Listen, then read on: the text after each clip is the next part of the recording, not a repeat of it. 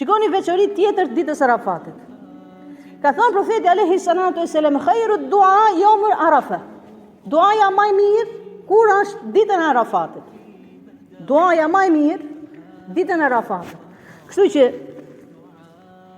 njeriu e duhet ta shfrytëzojë këtë ditë duke bërë dua, sepse profeti alayhi salatu wasalam na ka lajmëruar që thotë duaja më e mirë që bëhet është ditën e Arafatit. Dhe inshallah pranohet Allahu subhanahu jalla jalalu.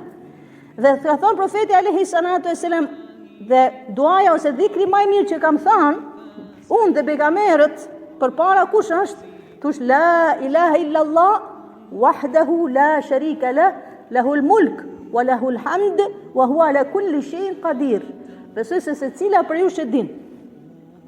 Secila për ju e din. Tani, dietarët çka thon? Është mirë ta thush, sepse profeti alayhis salam na ka udhëzuar dhe ka thënë thuajeni këtë dua, këtë dhikr, la ilaha illa Allah wahdahu la sharika lah, lahul mulk wa lahul hamd wa huwa ala kulli shay'in qadir. Masi e thu kët, thon dietarët lutu.